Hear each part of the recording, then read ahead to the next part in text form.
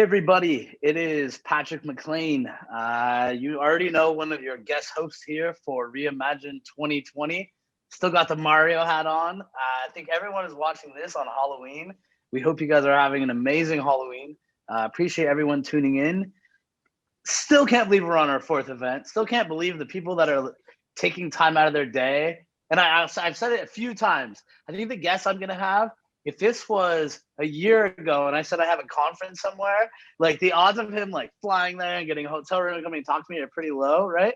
But now, like in this new world of everything changing, we get to have, I think, more interesting conversations. So before I butcher it, I'm going to introduce you to Michael Saylor, Chairman and CEO of MicroStrategy. I think you guys call yourself a business intelligence company. I'm sure there's a lot more that falls underneath that. But before I butcher it, Michael, how are you doing? How's your day? What's been the highlight of your week so far? It's an awesome day. I think another bank is embracing Bitcoin. That's the news this morning. I think PayPal's news last week was awesome. I think the increasing awareness that Bitcoin is a real critical addition to the financial industry. I think that's the highlight of the week, and it's very exciting. Definitely. So I think there's many things I want to talk about. I think if I just frame you up, and I want to get a bit more into your story, right? So I think I heard you describe yourself as the longest CEO in history of like an enterprise tech company. Is that accurate? Yeah, we came public company. We came public in 1998, so I've been a public company CEO for 22 years. And in that time, every other enterprise software technology CEO has come and gone. Got it. So you're battle tested. We're like a crypto heavy conference or event. So the odds that I probably would have emailed you like a year ago to like ask you to come talk, or right, like we wouldn't have crossed paths. Not high. But yeah, right. So, well, I love technology, so I have known about your company for a bit. But so I'm going to paraphrase it here. I want to kind of condense this portion for I want to get to a bit of your background. I think especially for the students watching this, stuff like that.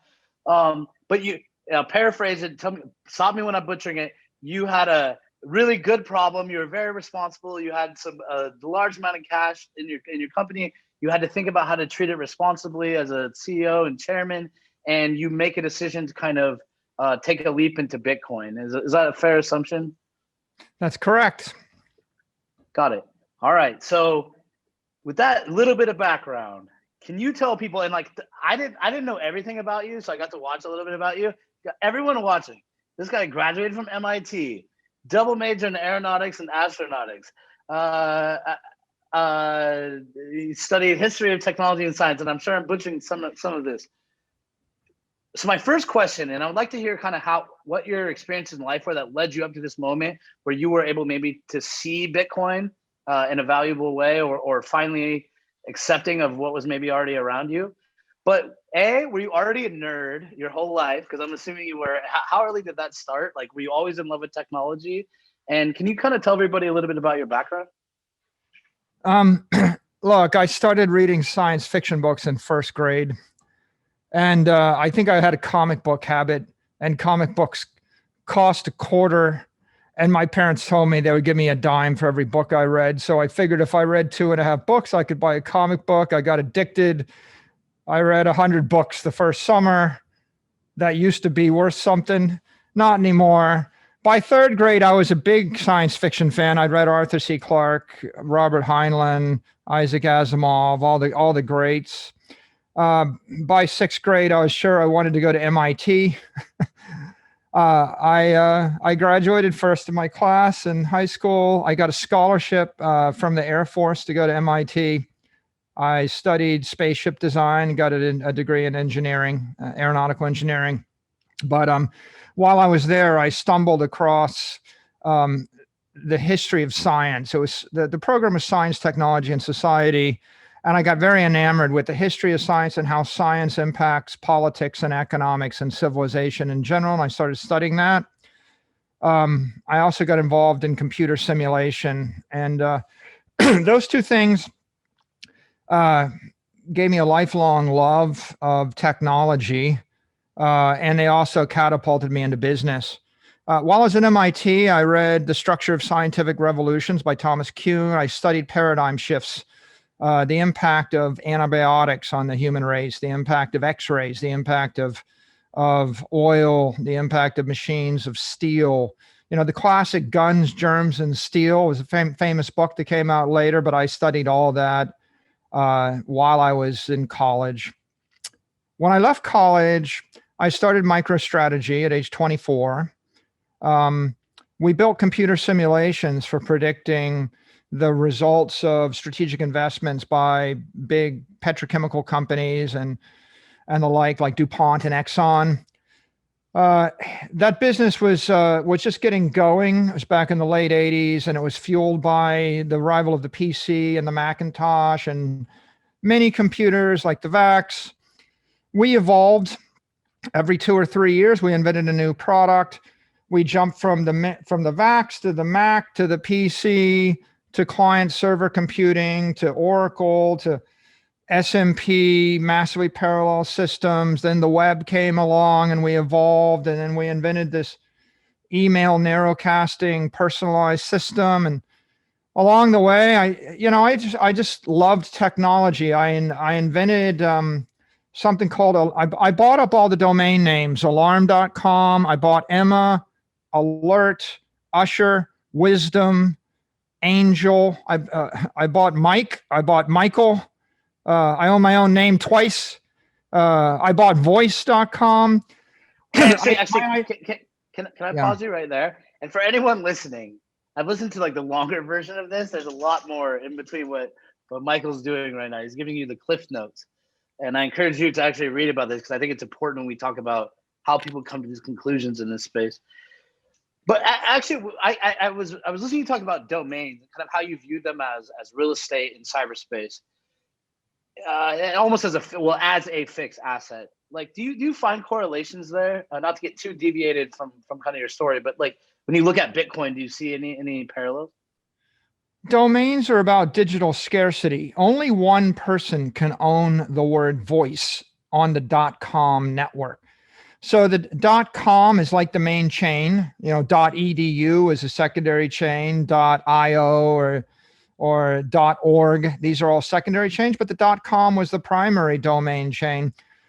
Only one person can own voice. One person can own strategy or wisdom or Mike or Michael. And early on, it was very obvious to me that if you owned a domain that people understood that they could spell, that they could type, that was a much better idea than having a name of a company which is hard to spell and hard to type. Imagine misspelling a word today as the name of your company. It used to be marketing guys would say misspell the word so it's unique. But if you try to type a misspelled word into your browser, the spell checker corrects it. So you got to have, it won't correct voice. It won't correct Mike, and it won't correct strategy, but it will correct strategy with the 2 I's. And so you can't name your company strategy with 2 I's and a Y because you can't type it into the browser. It was very obvious to me back then that only one person could own the word wisdom on the .com network. I thought, and they were dirt cheap. So I thought, I couldn't buy it for $19, but I could buy it for $100,000. And if you had $100,000 lying around, you could buy the word wisdom. Well, how many people know what wisdom means? A couple of billion? How many people have been taught for 18 years the meaning of wisdom and how to spell wisdom? So you're talking about, there must be 2, 3, 4 billion people on the planet that actually know how to find you if you're sitting on the wisdom domain. So that was the idea behind domain scarcity. It relates to Bitcoin because Bitcoin is about digital scarcity, all crypto. So Bitcoin is the main chain, the dominant chain. Then there's Ethereum, and then there's Cardano, and there's EOS, and everything else that falls off. It's not unlike .com is to .edu, is to .io, is to .tv. Well, clearly, you want to be on the main chain if you can, and you want to own scarcity. And so I got excited about it back then. And here's what I thought, if you have the word voice, for the next 1,000 years, voice is going to mean voice in the English language. And if there's 10 billion human beings that learn how to speak English, even if they spread all the way across the stars, voice is going to be voice. And what's great about a brand? Well, if you name your company or your product that thing, and if a billion people can hear it in 1 second, remember it, spell it, type it, find it, that's valuable. I mean, that's worth $1 billion to own a fundamental word on the main chain. So that's why I bought them and I held them.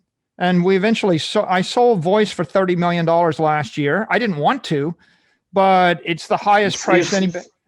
You sold it to EOS, right? Yeah, I did. It's the highest price anybody ever paid for a naked domain. And I kind of wanted just to create a comp in the market so people would realize these things are valuable. So the next one goes for 100 million, and the next one goes for 500 million, and the next one goes for $1 billion. But you're talking about owning the English language. What's that worth? Just like Bitcoin is about owning 1/21 millionth of everything there's ever going to be. Like, what's that worth, right? If there's more than 21 million millionaires, everybody can't own a Bitcoin, right? The only issue is .com the main chain, and is Bitcoin the main blockchain, right? And what makes it the main one? Well, the fact that everybody uses it is what makes it the main one. And so if 1 billion people go there first, and if they're conditioned, everybody goes to google.com, amazon.com, apple.com, facebook.com. Nobody's going to facebook.tv. So once you get hundreds of billions or trillions of interactions on a main chain, it becomes dominant, and it becomes a dominant network. And so, yeah, I got into that. You want me to continue with the rest? I mean, I actually have a follow-up here. So do you feel like there's something inside of you, or some like trained skill that you've had, or something in your background, like in the way that you follow logic, that because I could ask that question, because like when I see, okay, he's buying domains, which are like cornered the domain real estate on whatever chain or extension you want to talk about. And I kind of see those parallels. So like, what do you think it is in your background that like maybe helps you find those opportunities, I guess? Well, I mean, two things. One's just genetic and one's education. The genetic thing is, you ever see a 3-year-old girl on stage at a wedding and she'll walk up and start dancing to the music and she's good? And then you ever see a 35-year-old that's had 20 years of dance classes and they're awful? Like I have not seen this framed difference, but now I want to see it. But can you imagine? Like, there are 33-year-olds that can't dance, and there are 3-year-olds. They know how to dance, and they know how to dance. They couldn't have possibly been taught. They just know. I say the same thing about the iPad. I remember, like, iPad first came out, and I had like some nieces that were 2 years old. If I handed this iPad to my grandfather, if I handed a computer and a mouse to the 2-year-old, their motor skills would not allow them to do that, right? And then older people kind of had this psychological block of using technology. I think after a certain threshold, they just say, I don't use it. I don't do Facebook. I don't do iPads. I don't do computers. And you hand this tool to a older person and they freeze. Their brain stops and they can't use it. And you hand it to a 2-year-old who, if they had a mouse, they couldn't operate it. But because the input changed to touch, right, they could translate to it. Anyways, that might be off your topic, but. No, I agree. I mean, so some people have a genetic predisposition to it. You know, Mozart could play music. You know, they say Gauss was fixing his father's math errors when he was sitting in his lap at age 3. So, you know, it's like, that wasn't taught. You just have a genetic predisposition to it. But the other observation is you can cultivate it. So, for example, I read a lot of science fiction. I read some fantasy. I spent a lot of time imagining things. And one thing you come across, you know, I played Dungeons and Dragons. You ever play? It's before your time. You know, the science fiction fantasy people, we used to sit around and imagine a world of dragons and wizards and spells. And Dungeons and Dragons was, you know, we had board games. I played board games from Avalon Hill. And okay, I want you to imagine a world where we had no computers. We had no calculators.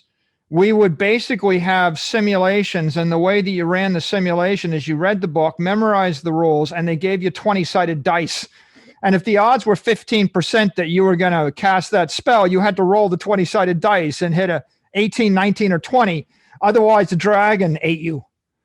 Okay, so we were running these manual simulations sitting in our living rooms next to our kitchen all Saturday for 9 hours. And the dungeon master would sit there and he had the simulation and he would say, the dragon attacks you.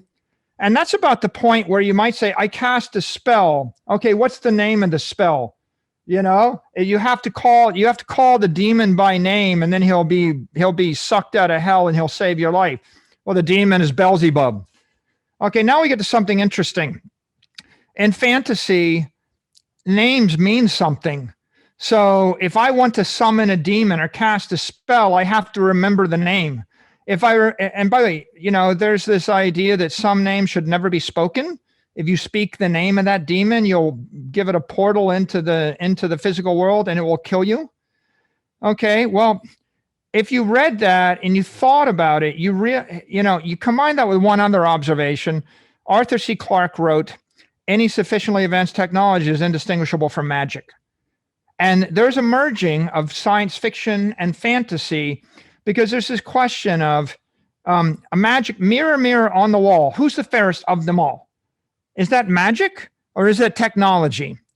Because I'm talking to you right now through a magic mirror and you're talking back to me. And in Snow White, they did the same thing, but it was magic. And today it's not magic, it's Zoom technology.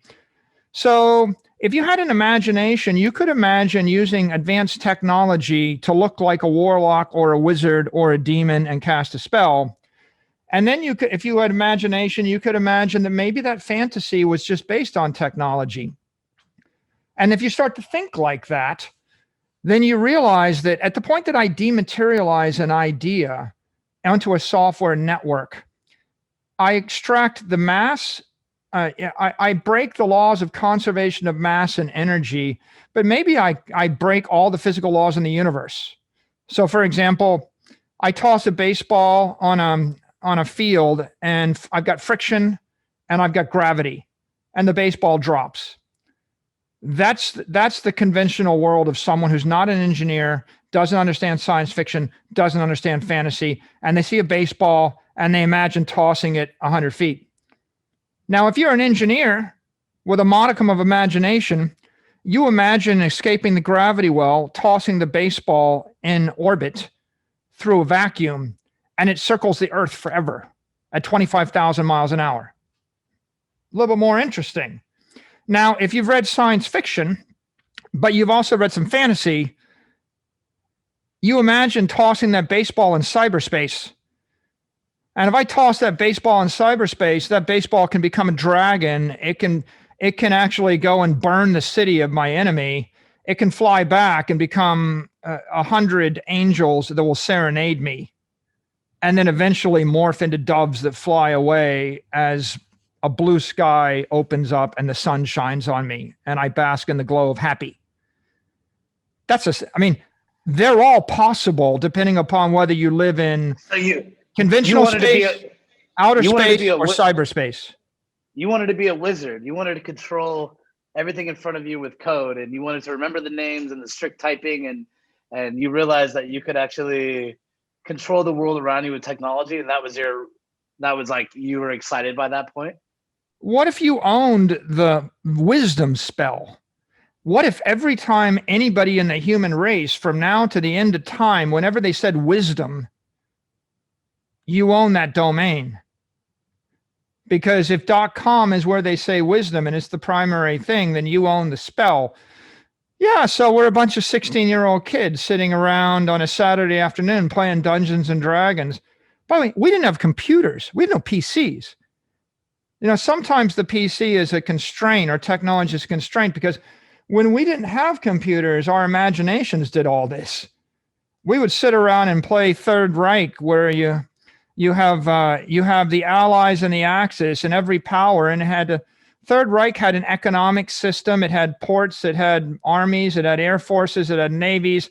It laid it out on a hex grid, and you played it, on a time frame from 1938 to 1945, and you had to move everything around, and you had to simulate all of the interactions of economics, navies, armies, submarines, and airplanes with your friend. And that took 16 hours to fight World War II in a simulation on a board game. That's what we used to do before we had computers and iPads. And it got your mind working, right? I mean, you started thinking about simulation. And eventually, when computers came along, we realized we could code it. And then eventually, as the computers got better, things became magical. The first generation of computers, you kind of had to have a lot of imagination to see cyberspace. William Gibson had it in Neuromancer, and you started seeing these ideas. But by 2010, when the mobile wave hit, and when Apple came out with the iPhone 3 came out 2009. By 2009, it was clear that software was going to leap from PCs and desktops onto mobile devices, and it was moving from solid state to vapor state.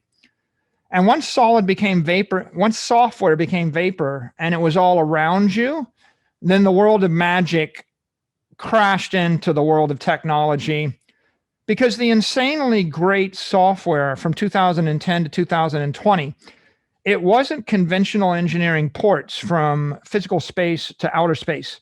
The really insanely great software was a port from physical space to cyberspace. And I'll give you the example. The best one, the simple one, is like Google Maps. Rand McNally had a book, an atlas, and it was like 10 pounds, and the company was worth $100 million. And you had to buy the book with all the mass and print it on titanium laced paper and haul it around, and it was heavy, and who wanted to do that? Google put the map onto a mobile device, an iPad and an iPhone. And now you went from having a thimble full of atlas to, first they had satellite images, and they had 1 million times as much data, and it weighed nothing, right? So weightless map with 1 million times as much data. That was cool. But then after that, they started adding all the places, and now you had a billion times as much data. And that was interesting. And then they turned the application into a telemetry generating device. And now the Google map figured out whether the traffic was moving down the highway, and it figured out whether people were going to the diner and whether it was open and closed. And now the map became a magic map. Then they put in some speech into it and some AI into it. Now that Rand McNally map went to a thing that would tell you where to go, why to go there, when to go there, when not to go there, and how to get there. And that's worth $100 billion, not $100 million. And if you had simply taken the Rand McNally map, put it into PDF and given it to people, you would have conventionally ported. So I would say that people that are successful in software, they're successful to a certain degree because of their imagination. And the imagination comes from reading first science fiction, but really fantasy. Right? Because science fiction, at the end of the day, the science fiction writers are constrained by the laws of physics and conservation of mass and energy. And by the way, that's useful. You need to know that, because you couldn't design the Bitcoin network without understanding the laws of thermodynamics and conservation of energy. Right? Economists that look at Bitcoin, they go, oh, wow, this is great. People discovered digital scarcity. That's economists. I went to MIT. All my classmates would have laughed at that. They're like, well, how about like every engineering discipline discovered scarcity? Because it's like, go back to Isaac Newton and the conservation of mass and energy and the laws of physics. It's called conservation of energy. And it's the basis of every machine and every engineering feat ever accomplished in the history of the world. So of course you have to understand conservation of energy and scarcity. So engineers get it. Economists never had to worry about it. They just kind of make stuff up and invent, and they print money and make it up. And it doesn't occur to them that the conservation of energy applies to the world of economics. So the reason I say that is so that the science part matters. Engineering matters because you can't design a machine that works in the physical world without understanding the laws of physics. But once you've designed that machine, right, that the physical part of Bitcoin is about physics. But then what you can do with it in cyberspace is about fantasy. It's about cyberspace. I can now conceptualize virtual gold, cyber gold, and cyber gold has a brain of its own. It thinks 1,000,000 times faster than a human being. It flies at the speed of light with no energy. Cyber gold could be in 1,000,000 people's pockets and then jump into your pocket in a split second. And you can't do that with real gold. And you can't do that subject to the laws to E equals MC square. Because, real gold has the M, has the mass, which means if you want to move it fast, you need exponentially more energy to move it fast. Cyber gold has no mass. It'll go anywhere, anytime. And now if you didn't read fantasy, and you can't, by the way, and this is it's an important thing. You ever hear the phrase money is power? I've heard it. Okay. It works like this. Energy, kinetic energy, potential energy, chemical energy, nuclear energy, electrical energy, all of these energies they all flow into monetary energy. If I have $100 million, I can buy any of them. I can start a war. I can buy $100 million worth of electricity. I can buy $100 million worth of bullets, whatever I want to buy. I can buy $100 million worth of potential energy. So monetary energy is the king of energies in the human race. Monetary energy is money. Money is power. Energy is power. If I take money and I put it in cyberspace, monetary energy on a software network is technology. Any sufficiently advanced technology is magic. Software, money is magic, i.e., magic power. If you want magic power, you start with a digital monetary network called Bitcoin. You put enough energy into it, you wrap it with software. I put it into your phone. Eventually, Patrick, you look to the left and you say, Alexa, send flowers to my daughter every year on her birthday forever. Did you just cast a spell? I literally bought, there's a girl, a long friend of mine. I needed to buy her flowers for the last few weeks. They've been coming almost on reputation. And I told her, I was like, hey, literally, you can thank me all you want for the flowers. And I maybe I had the money to buy them. Maybe I worked for them. Maybe I traded some of my time for something for you. But I was like, at the end of the day, all I did was click a button, right? But I hear what you're saying. Actually, very good example. Patrick, let me make one point. The whole idea of crypto is to create immortal life in cyberspace. That's the idea behind crypto. That's how that's the magnitude in which you view Bitcoin. Because if I just wanted to do it for 10 years, I would just use Amazon and PayPal and I leave the money in the bank because I don't think the bank will fail in 5 or 10 years. And Bitcoin or any kind of blockchain solution is 1 billion times more computationally intensive. So if I wanted to do something that's 1 billion times more expensive, I better have a good reason to do it. And the reason to do it is eliminate all counterparty risk from a country or a company or a centralized entity or centralized server, i.e., Bitcoin is about immortal money, immortal power, immortal life. What I'm trying to do is, for example, you could give your girlfriend or give your friend something for the next 36 months using a conventional network like Amazon with a conventional bank account. I'm talking about giving something to your grandchildren's grandchildren. How are you going to do that? Like, how about if I look at a park, I'm a wizard. I cast a spell. This park will be beautiful and well-maintained forever. That's a powerful spell. How are you going to do that with Amazon? Is Amazon going to last forever? So if I wanted to power a spell, if I wanted to power something and I use the word power is magic, but what's the difference? If I have $100 million and you want to fly from Thailand to New York, I can snap my fingers, charter a jet, put you on the jet and fly you. It would cost about $200,000 if you wanted to go, high style. And with enough money, you can cast a spell. Now, Patrick, what if I said, I like Patrick, I'm going to give him and his descendants for the next 1,000 years the ability to fly anywhere they want? What's it going to take to cast that spell? Yeah, they have to adjust for the costs increasing or decreasing, but sounds like Bitcoin you think is a good store of that to be able to kind of guarantee that, right? Okay, the idea behind Bitcoin is it's a monetary network that allows anybody to pool their monetary. It's a software network that lets anybody pool their monetary, Pool, pool their monetary energy in cyberspace so that it doesn't lose power over time. It's a lossless energy battery. If I put $1 million worth of monetary energy into Bitcoin in the year 2020, I want it to still be there in the year 2120. It's the only network in the history of the world that has the potential to do that. If I put that money into a gold battery, if I bought $1 million of gold and I hold it 100 years, gold miners are going to print 2% more gold or mine 2% more gold every year. And so you've got an inflation, and that's like a battery drain. So the battery will drain 2% a year for 100 years under the best case. If that happens, you're going to lose 85% of your energy. But under the likely case, the battery is going to fail.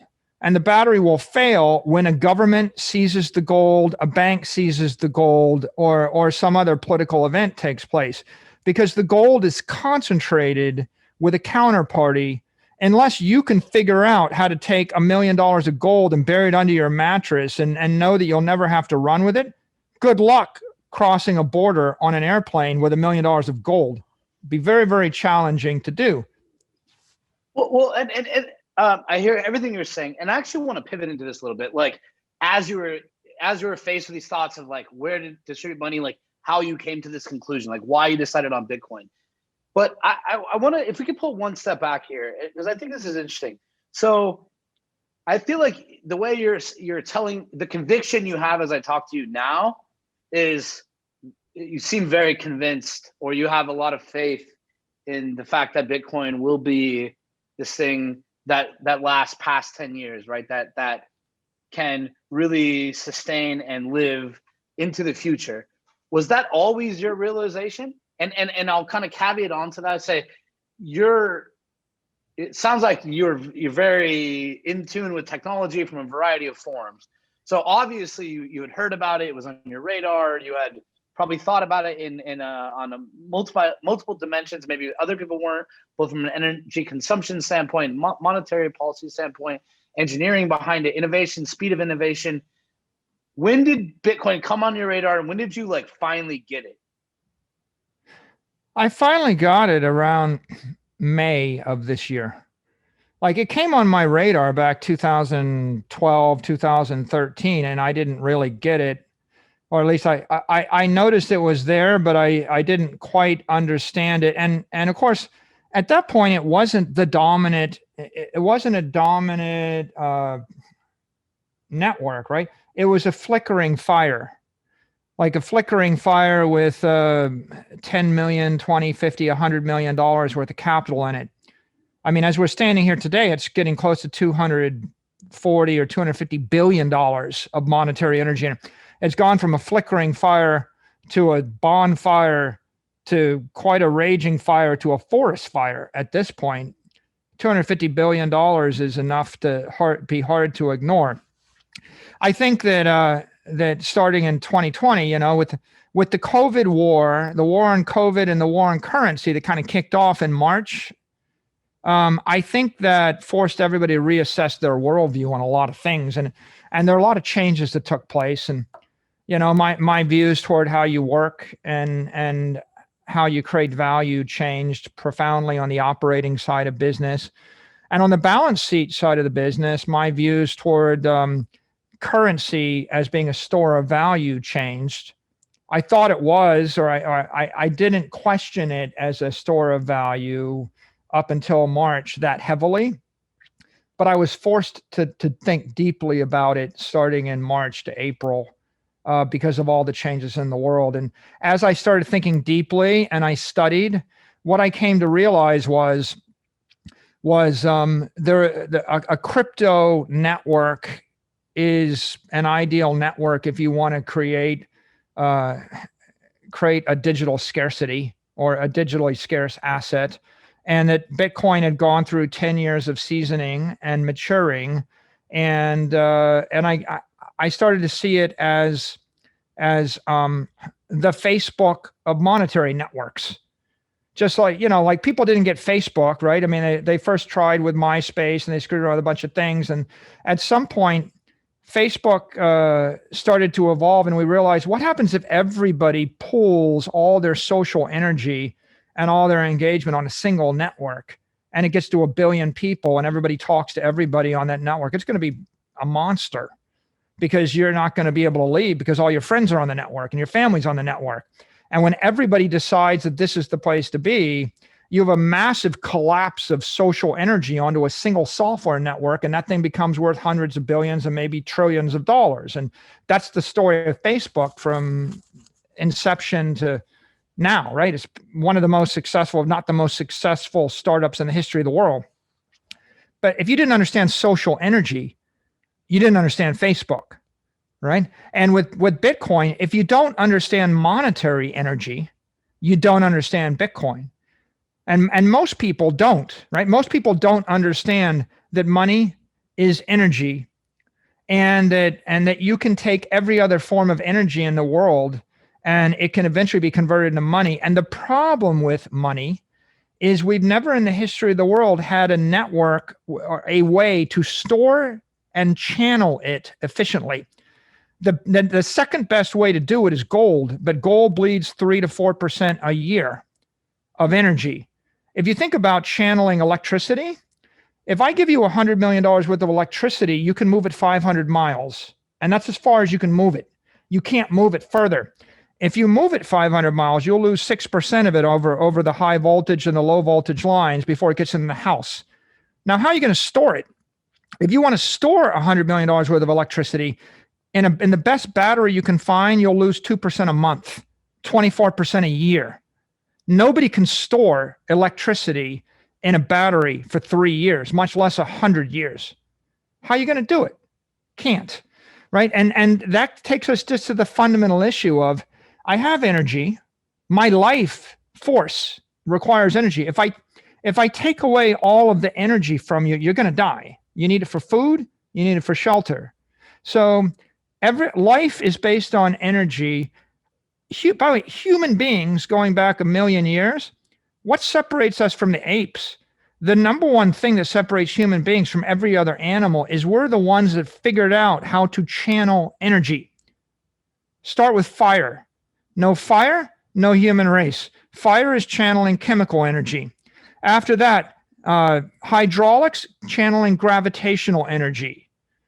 Arrows and missiles, no missiles, we're all dead. You can't kill a wolf or a deer by yourself. You're channeling kinetic energy. Human beings rose from the dust, from the plains by mastering and channeling energy.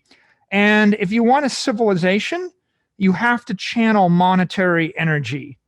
If you have all of your monetary energy in a battery that's draining 2% a month, right, which is what a currency war is. Hyperinflation is 2% a month, but they've got that in Argentina now. Well, and before we get to that point, and actually you started this portion off by saying, and I picked the word out, you said around, I think it was either March or May 2020, that you were forced, I want to pull out this word, you were forced to think about this in a different light. Yeah. Can you explain where that force came from, or what was that action? Like, why did you now have to start considering Bitcoin? Why did that become on your radar? Why was that a new menu option? Because the lockdown shut down the entire economy, and the Main Street economy came to a grinding halt. And it was pretty clear that economic output was going to be curtailed 10, 20, 30% year over year. And at the same time, every central bank started printing dollars and euros and yen. and currency printing exploded. And what we got was a V-shaped recovery on Wall Street and no recovery on Main Street. So the K-shaped response. And when you see that all financial securities or all financial assets all of a sudden inflate, they actually go up in value, while all tangible businesses shut down, there's a delamination of the financial assets from the underlying fundamentals of the economy. At that point, you stop and it's like this. You have $1 million, you can buy a bond that yields 5% interest. You can retire on that. The cost of retirement is $1 million if interest rates are 5%. If interest rates get driven down to 2.5%, the cost of retirement now becomes $2 million. 12 months before the crisis, it cost $2 million to retire. When the crisis hit, the interest rate got taken from 2% to 2%, 2.5% to 2%, to 1.5% to 1%, to 0.5% to 0 in short order, in less than 12 months. So in 12 months, the cost of and by the way, that was the short-term rate. The 10-year rate went to 50 basis points. So what that means is the cost of retirement went from $2 million to $10 million in 12 months. You had hyperinflation of assets in 12 months. We don't call it inflation, but if what you wanted was to watch YouTube videos for free, there was no inflation. But if you wanted to retire with a pension of $50,000 a year, everything went up by 500% in 12 months. There was hyperinflation. And so I had a bunch of cash, and what I realized was every asset that represented an entity was going up in value while the actual value of the entity was going down. Like, how does Apple stock double when Apple's revenues are flat and Apple's profits are likely to be lower because half the people that buy Apple, that can purchase from Apple, have no job, right? It sounds like magic. Well, what it was hyperinflation. It was asset inflation. I mean, the fundamental epiphany here is that inflation is not a scalar. Inflation is a vector. People refer to inflation and then they equate that to CPI, and they equate that to a market basket of products defined by a politician. And then they pull out or they exclude energy and food. And if I exclude energy and food, then I can construct a market basket of Netflix and YouTube and software downloads that don't inflate. And then I can say there's no inflation. If I add food and energy, there's inflation. But if I add assets like scarce real estate or bonds or pure energy products, things that have energy in them, like what if I said to you, Patrick, okay, I'm going to let you retire and never work again the rest of your life? Would you like that? Is that valuable to you? Is it at 0% interest? No, I'm just saying, if I had a market basket and the basket had lifetime retirement, do whatever you want, and spend as much money as you want. That's one basket. And the other basket is watch YouTube videos for free. Which basket would you choose, Patrick? The first one. That's an asset basket. That hyperinflated by 500% in 6 months. The second basket, no inflation.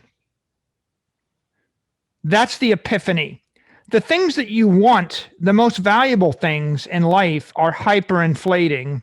They're assets, but they're not being counted as assets. They're not being counted in the market basket of consumer products.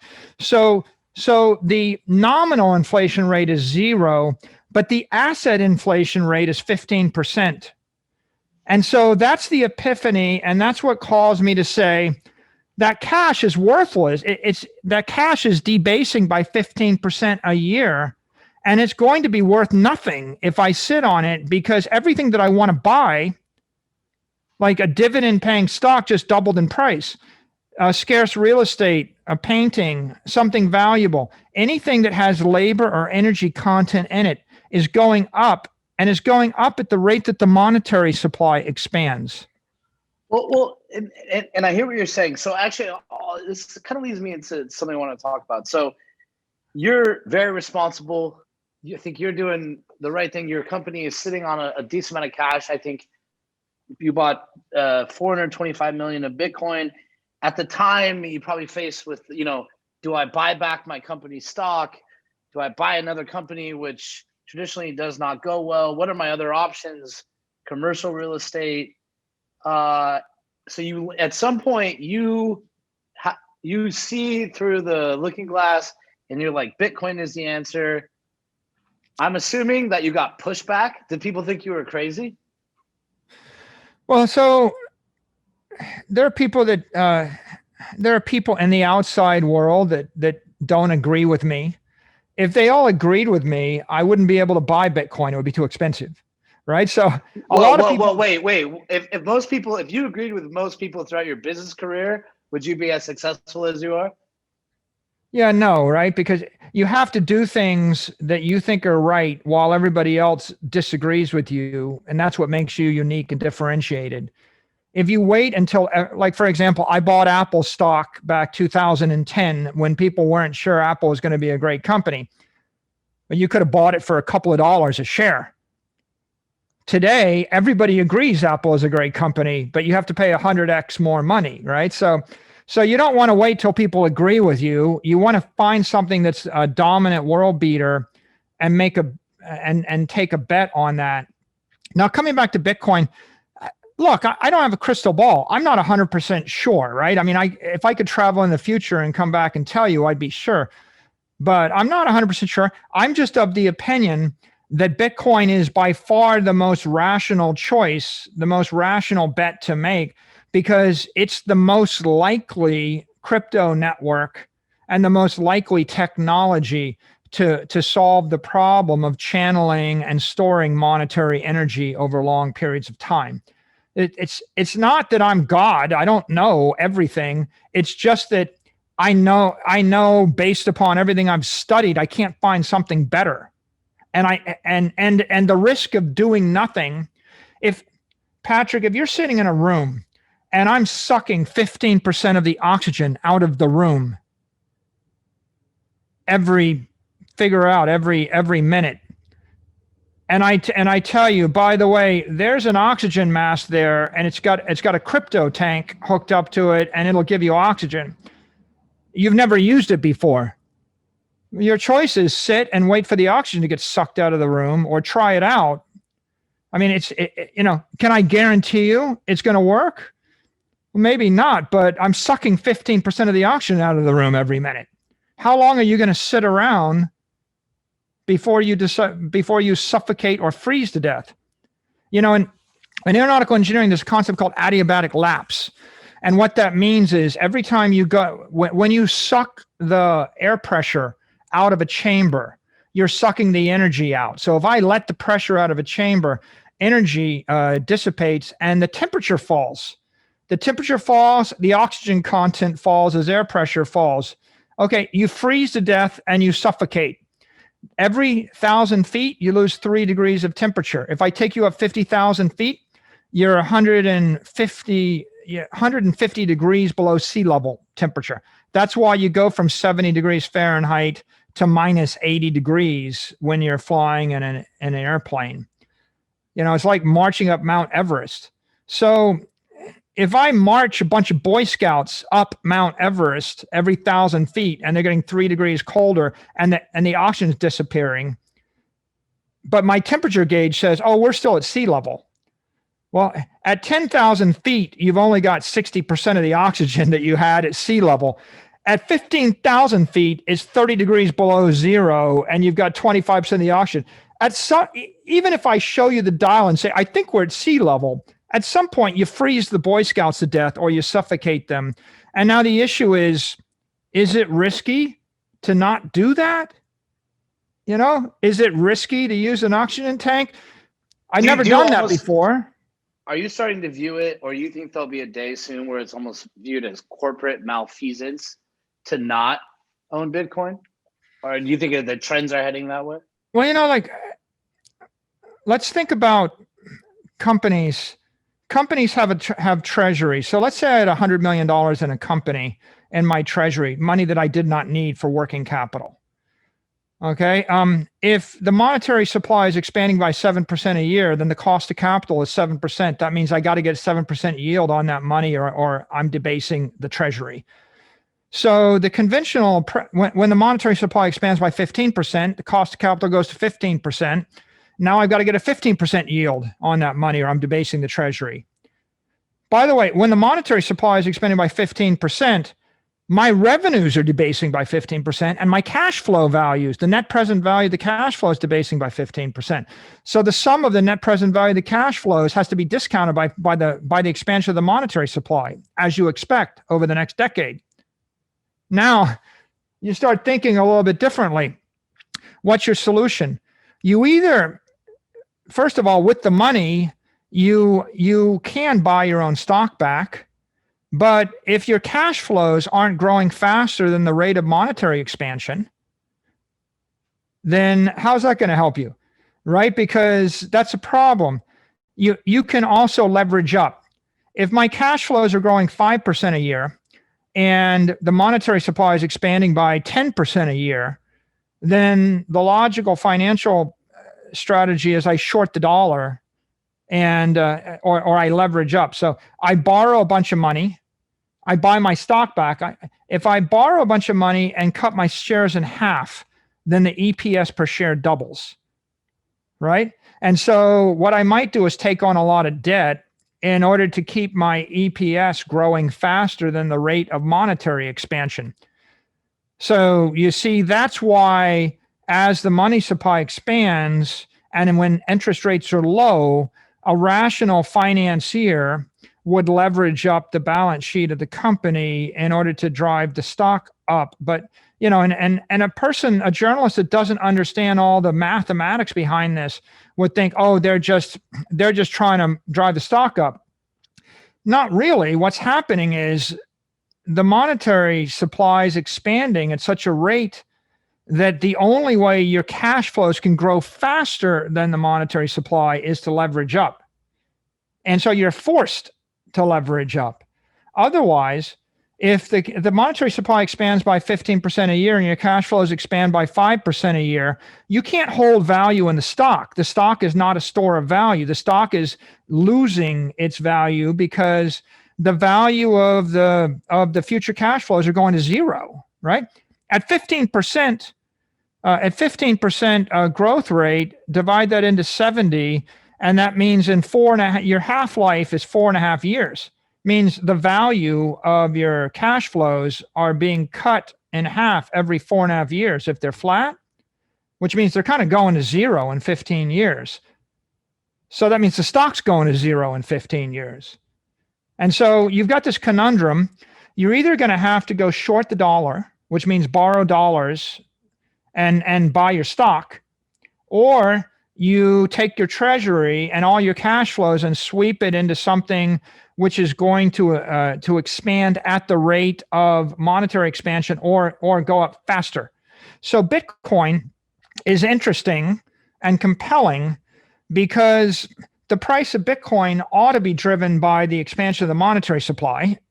If you expand money by 15% and Bitcoin is constant, then you ought to get a 15% expansion in Bitcoin once if adoption is constant. But of course, if more people get stampeded on the network, you'll get an adoption dynamic that is actually faster than inflation rate. Because if twice as many people, if banks and billionaires and corporations decide they need to run away from the monetary inflation effects, if they're fleeing, if the oxygen is being sucked out of their room, they have to run for the crypto air tank. And so everybody runs toward the monetary network that'll keep them alive. When they put their money, their monetary energy on that network, that's going to drive it much faster than the expansion of monetary supply. And so that's the logic behind putting your financial energy into the Bitcoin network. Does that make sense? So, I mean, if I pretended there's a lot to unpack there. You're a smart guy. But I think the last part you said about driving adoption, and what I think was very interesting, at least from my external perspective, and I would like to hear your perspective.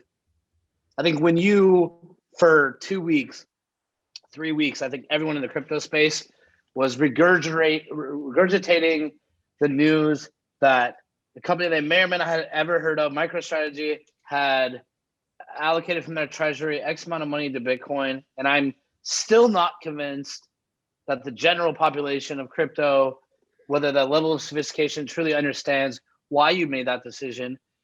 But were you surprised at the response? And I'll caveat that with a few things to say.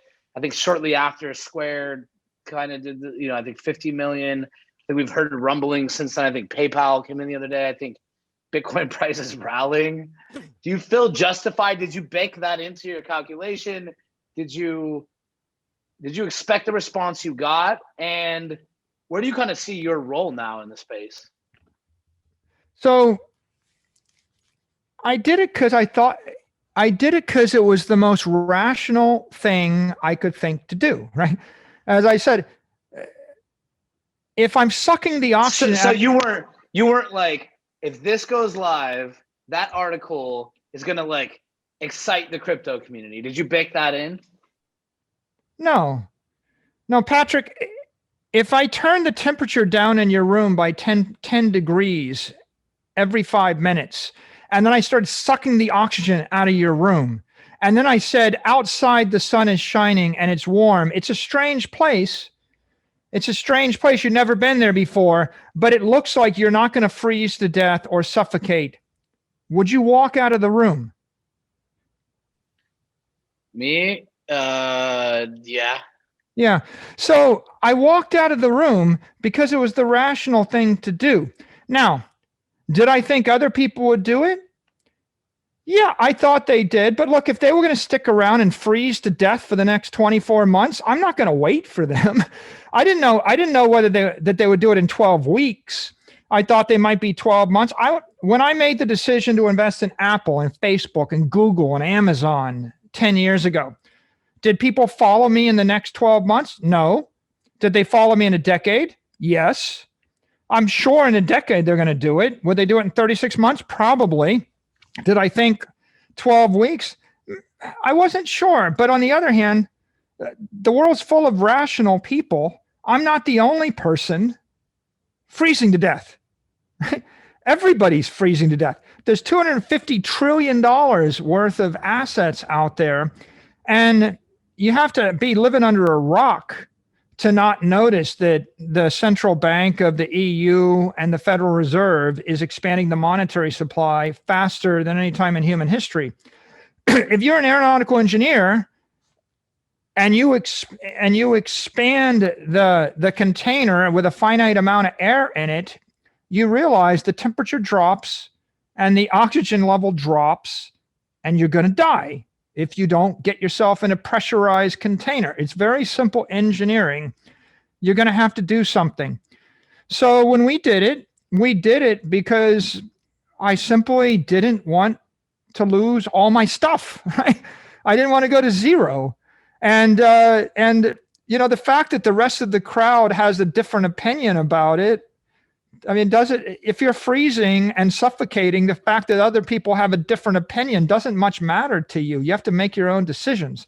So we made a rational decision. And again, it's not risk-free. We went to a place we hadn't been before, but we had good incentive to go. And I think that's the theme of this year. When the year started, nobody used Zoom. When the year ends, 500 million people will be using Zoom. When the year started, you had a different business model. Today, you're doing something different. First, you were probably a little bit concerned, and now you're pleasantly surprised. And you've actually discovered that you're forced to do something new and different, but maybe it's better.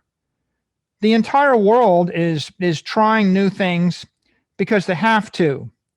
You know, if you come back to paradigm shifts, Thomas Kuhn said this in his seminal book on the structure of scientific revolution. He said, when a paradigm shifts, the old generation will not adopt it. They'll fight it to the death. And you have to wait for them to die. You have to wait for the companies to die, wait for the individuals to die before they'll embrace the new thing. When the banks that don't embrace crypto, when they fail, when PayPal becomes 10x bigger than them, right? They'll either be bought or they'll be vanquished. And now the new paradigm will replace the old paradigm. But there's one exception to the rule. And the exception to the rule is war. You know, as Trotsky said, you may not be interested in war, but war is interested in you. When the war comes along, a lot of people that had a problem grasping an idea, here's a machine gun. I don't like machine guns. Well, your enemy likes machine guns. You still have an opinion. You still have a prejudice against air power or nuclear power or naval power. Your prejudices get put aside at the point that people start fighting. And I think there's a lot of people with a prejudice against Bitcoin, and they had a prejudice against crypto. And by the way, I was one of them. But it's like this little idea. I heard 60 seconds about this thing, and it felt like a Ponzi scheme, or it felt scary or something, so I just dismissed it. The Jamie Dimon, he just dismissed it. Well, then you think about it a little bit harder. Wait a minute. It's a social network for banks and billionaires. Huh? Yeah, they put all their money on it. Huh? And it's 1 billion times better than the way that we used to do it. Huh? Does that work? Well, $250 billion worth of money got put on it. It seems to be working. Huh? Maybe I ought to take a rethink on this. So I think that's what's happening right now. People, I think maybe they paid attention a little bit more when we did it because we're serious. Everybody else, the people that talked about this before us, the Paul Tudor Jones of the world, they talked about it like a speculation. It's kind of exciting. It's speculative. A lot of people used to say, well, you put 1% of your money into it and don't think about it. It's schmuck insurance. Well, that's what it was in the first decade. It was a speculation. We're trying to start a fire. Maybe it'll go out. But that's not what's going on now.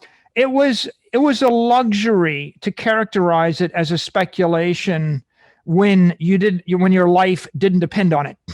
When the war hit, when I sucked the oxygen, like if I give you a scuba tank and you're staring at the water and you're in your swimming pool, a scuba tank is a luxury, and it's a recreational activity when you're in your swimming pool on a nice sunny day on vacation.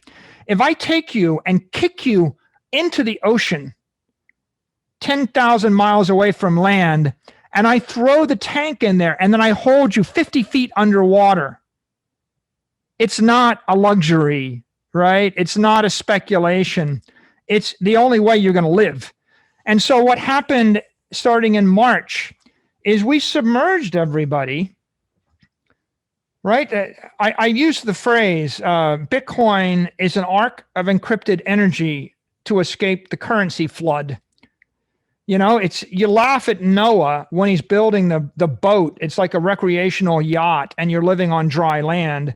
And then when the water raises by 50 feet and you realize you and your family are going to drown and everybody is going to die, you stop laughing at Noah and you think, maybe I needed one of their ark things. Maybe, how'd you do that again? Can I come aboard? Sorry. It's all full. Space is full, right? That's what's going on right now. I get your point here. And there's a few things you said that I wanted to make sure that we focus on, because I do think it's interesting. So you made this bet, and I think you said clearly, like, it's not risk-free. So I actually want to look at it from the other angle. How do you plan to protect your investment? And I'll caveat a few things here. So one of the things I've always been attracted to by this space, even what we've done, like giving money to schools, funding engineering courses, right? Really looking at it like we need to build a talent pool to actually get it to where it needs to be, right? Like, there's no public company behind Bitcoin. You cannot call a CEO to Congress. I think you could track back the history of the various people through time that kind of took that torch and promoted it. And obviously, I think you're in a unique position because, you're a public technology company, and maybe somehow it ties back into your interest to maybe help spur the space with innovation and protect your investment. And that might be one metric you're looking at it. Maybe there's another that's like, when you look at like government regulation or adoption or things like that. What are the things, if you look out the next few years, or do you see that you have any role, like from a corporate responsibility to kind of protect Bitcoin? What I would say is, for any company that's involved in Bitcoin or invested in Bitcoin, and for any individual that's invested in Bitcoin, there's a set of rational steps that everybody should be taking. Doesn't matter whether you're Joe middle class hodling for your family, or whether you're a high net worth individual or an insurance company or a bank or institution or a publicly traded company or a billionaire. They all have the same incentive. It's this: you ought to educate everybody you can. Education. So I'll support education. I'm going to support education through my nonprofit foundation, the Saylor Academy. We give away free education to I think 700,000 people so far now. So it's a website, it's saylor.org, and we'll create some Bitcoin and courses and some economics courses to train people. I think there's 1 billion people on the planet that are ignorant and skeptical, and we need to convert them into educated and enthusiastic, informed and enthusiastic. And so that's one obvious thing to do. The second thing to do is to support the Bitcoin Core developers and Bitcoin Core network security. And there's a variety of organizations and a variety of individuals working on it. And I expect that over time, either I personally or the company or both will support various core initiatives and security initiatives. I think that's a logical thing to do. I think a third thing to do is run your own node. Makes sense. And contribute to network security by having a node. The fourth thing to do is to work to integrate Bitcoin and the blockchain data from Bitcoin into your product or service, as if there's a play for it. Every business has a different play. In our case, we're in the business intelligence business, and so we extract insight from raw data. This is a very interesting data set, right? The blockchain data set. Probably it's like 300 gigabytes covers everything. 300 gigabytes is the entire history of Bitcoin, and it's the distribution of all the money on the network. So that's interesting. Finding ways to give people hyper intelligence or business intelligence on that is a play for us. But for Square, they've got a different thing to do, right? They should build it into Square. For PayPal, they should build it into PayPal. For an exchange like Coinbase or Binance, they should build better functionality into that. Everybody's got their thing that they can do. And then of course, support this in any way you can by communicating with politicians, regulators, auditors, lawyers. Help develop a nice settled body of a settled set of regulatory, accounting, and other guidance that other companies and other organizations can use, and that professionals in the industry can settle upon, that will smooth the adoption of the asset class. So those are the things off the top of my head I think are all important. Yeah. And it doesn't, and it's relevant to everybody. I mean, everybody's got the same incentives. They all do it at their own scale. Sure. No, I mean, I just think it's an interesting question. Like, as you become vested in it, right? Like, clearly it makes sense to actually, and I think a lot of times people don't understand that a lot of development of Bitcoin is done, free, right? People might make money in other aspects, whether it's consulting or donations or whatever, right? But like the core of Bitcoin development is relatively open source, right? So there are, I think, kind of patterns when you look through open source technology adoption, developer adoption, developer programs. kind of variety of things for prepping that next generation of talent. But as you were saying that, kind of, I wanted to pull out one other point. Like, obviously, you've been in enterprise technology for a long time, so I'm sure security is something you think about. Like, what are the biggest? Do you have any fears of the security behind Bitcoin? I mean, whether you look at quantum attacks on SHA or whatever, I mean, is there anything that Well, look, makes? first of all, as I said, I don't have a crystal ball. I'm not God. I don't know the next 1,000 years. So, of course, I have fears. Like, the truth of the matter is, in nature, every creature that gets up in the morning, its life is uncertain. It's not clear it'll survive the day. It might not wake up the next day, right? That's the brutal, terrifying beauty of nature, which is that we're all fighting for our survival every single day. And the day when you wake up and you're quite sure that there's no risk is probably the day you're going to die, right? Because the single most irrational thing you can do is try to suppress pain or anxiety. Pain and anxiety will keep you alive. And that is the essence of natural selection, Darwinian equilibrium, and it's the law of nature. So, yeah, I think about a lot of things. With regard to Bitcoin, though, my thought is it's got the most secure network in the world, right? The beauty of the Bitcoin network is no company controls it. It's also it's a decentralized set of miners using SHA-256 ASICs, and that's an incredibly elegant, beautiful thing because SHA-256 ASICs can't be used for anything other than to run a proof of work crypto network based on SHA-256. So it's not like you're going to redirect that to run Azure programs or AWS programs or Google Cloud programs. Once you're committed to SHA-256 hashing, that's what you do. And the lucrative thing to do with it right now is run the Bitcoin network.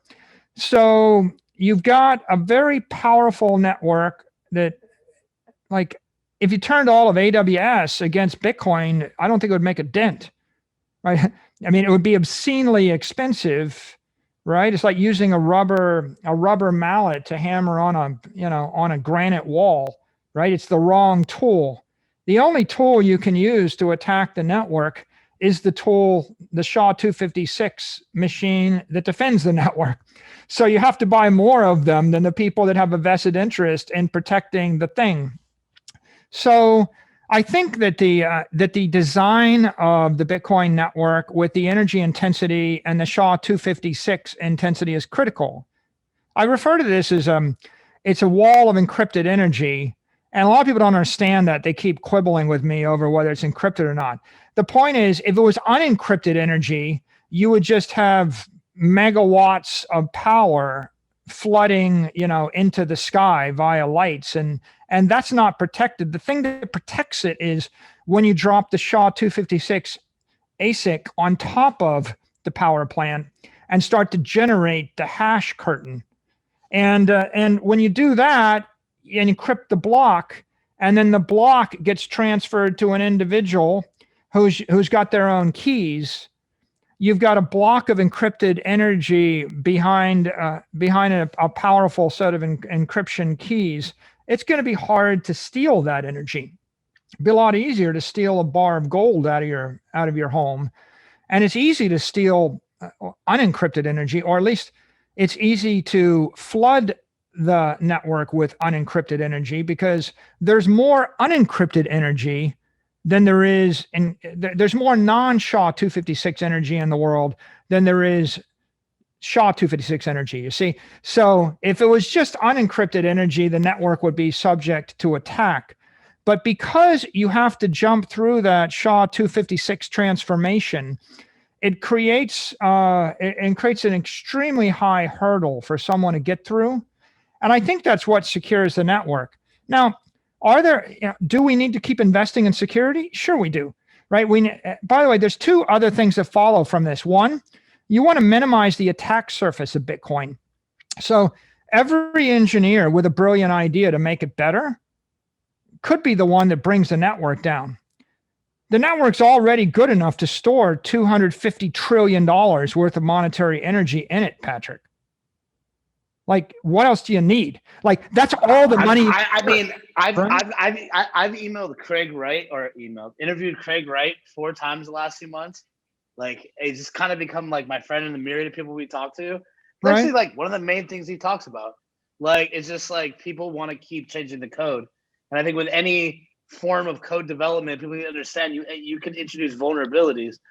That's kind of along the lines of what you're saying. Like, by the way, so I think it would be bad for Bitcoin if Microsoft decided to invest $1 billion building new Bitcoin code. It'd probably be bad for it. Like you can overinvest.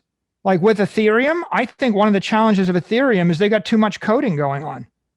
It's too much. It's hard enough to build this in a secure fashion in a decentralized way, and then on top of trying to build every functionality that every single request comes in and make every single customer happy, like it's not easy to build. I mean, obviously, let me say it again, Patrick.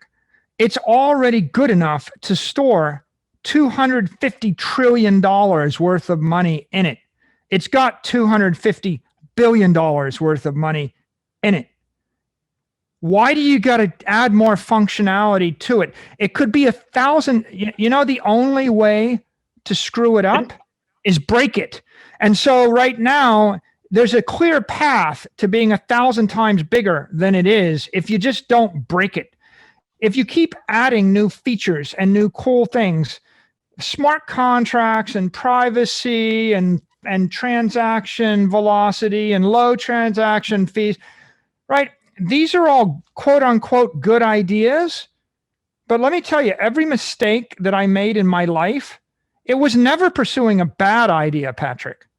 I never lost money pursuing a bad idea. If I look back at my 30 years in software, it was the insanely good ideas that I pursued that lost me the money because I fell in love with the idea. And you know, Instagram succeeded by letting people post photos, and you couldn't resize, pinch, or zoom the photos. And when I first saw it, I thought, how can you possibly release a photo app that doesn't let you resize the photo? And yet that was the one that worked. And every app that resized the photo was a dog. It ran slow, and no one wanted to use it.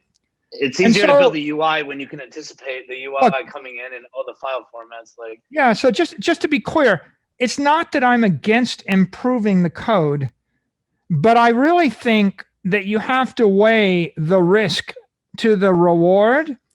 The risk of every single code change is you destroy the network and put out the fire, and you lose everything.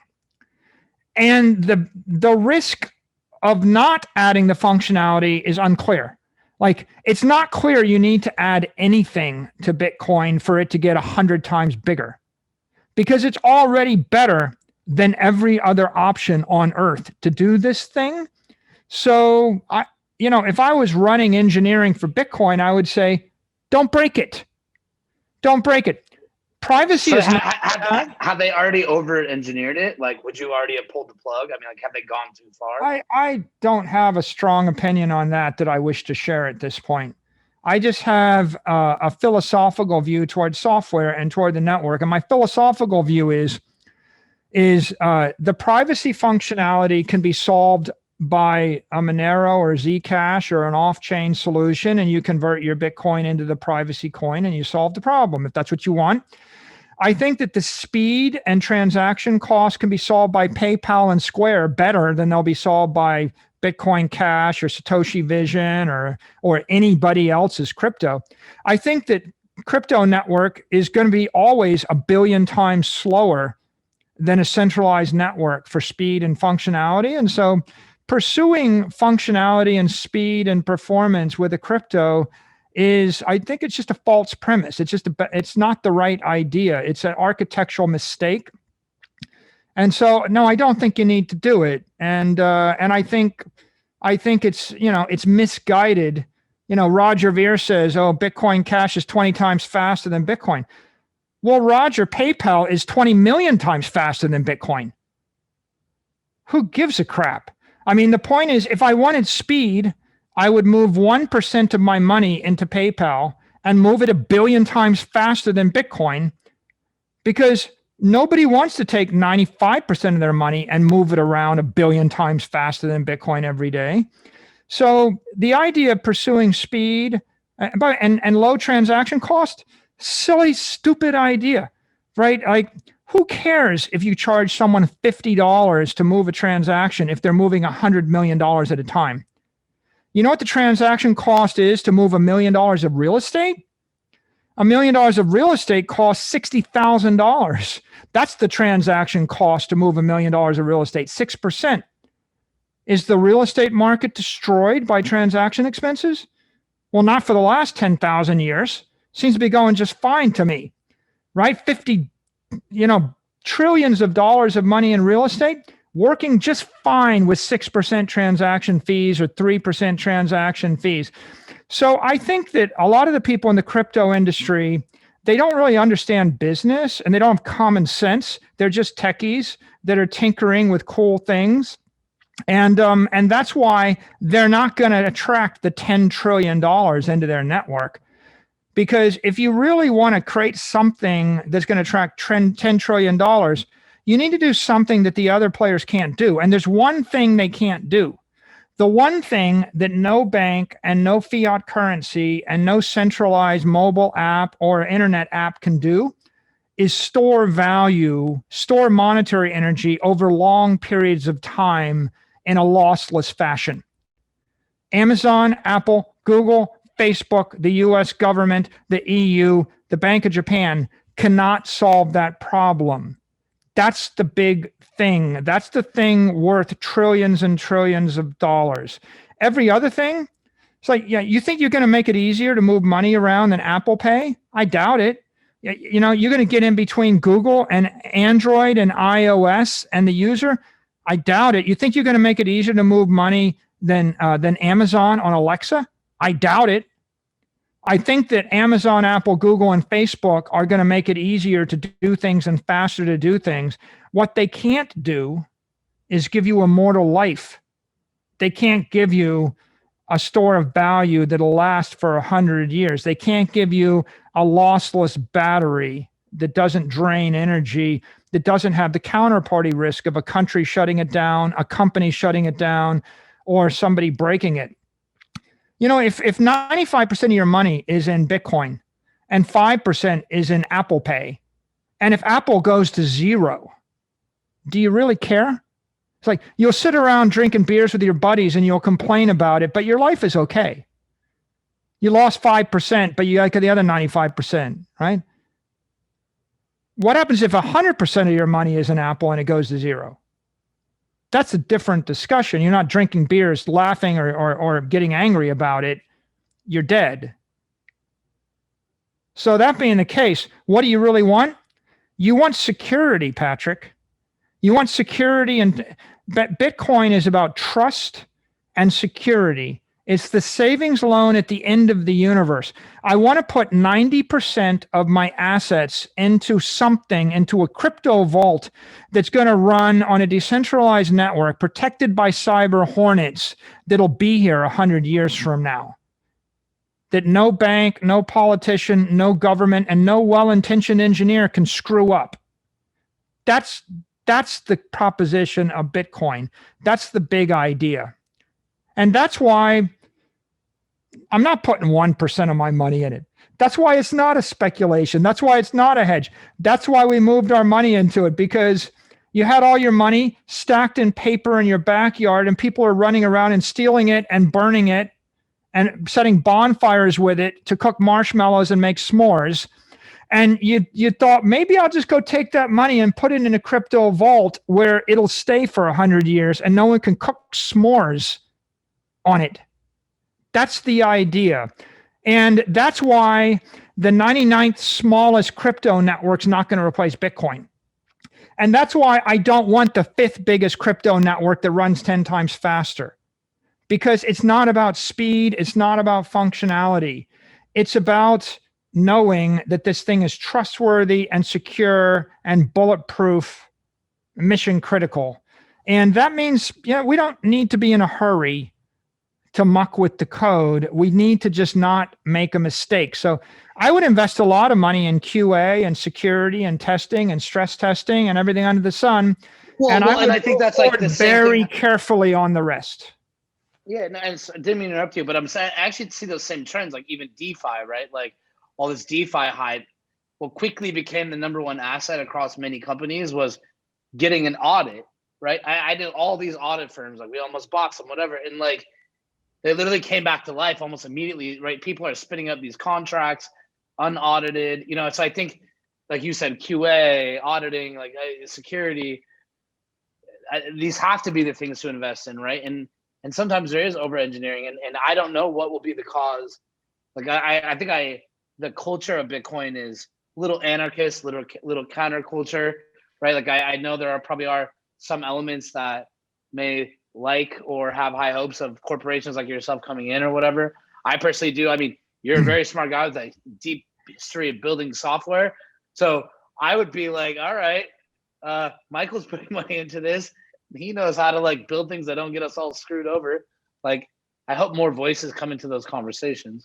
Patrick, like, if you look at all of the mobile apps built on the iOS, what percentage do you think are successful? Like success in user adoption or downloads or something? Like really success? Yeah, most apps have less than 1,000 downloads or something like. What percentage of mobile apps do you think are worth more than $10 billion today? Yeah, less than 1%. Yeah, not even, right? It might be 0.1%. It might be 0.01%. We'll debate, but it's some fraction of 1%. By the way, what percentage of application developers and software engineers that built their application thought it was going to work? We're enthusiastic. Well, I think even when you saw the rise of like cross-platform compilers, right, where people would write in one code base and export to many, like allowed many applications to be built quickly and lower quality and the higher volume, I guess. Like it's useful to have had a life of failure along with success. Like I've done things that made me a lot of money, and I've created software that made a lot of money. It was very successful. I've also done things that didn't work the way I thought they would, and I was more enthusiastic about them than the market was. And I think that that's humbling and sobering, but it's also common sense. Every software engineer loves his code, loves his baby. Otherwise, they wouldn't create it. There's 6,500 cryptos. There's one that's clearly successful, Bitcoin. The rest, it's unclear what'll happen. And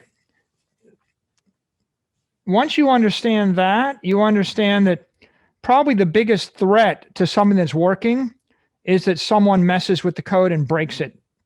Don't put out the fire.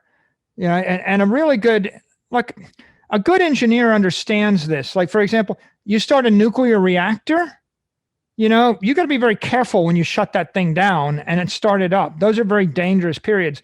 You start a steel refinery, the most dangerous time is starting it up, Patrick.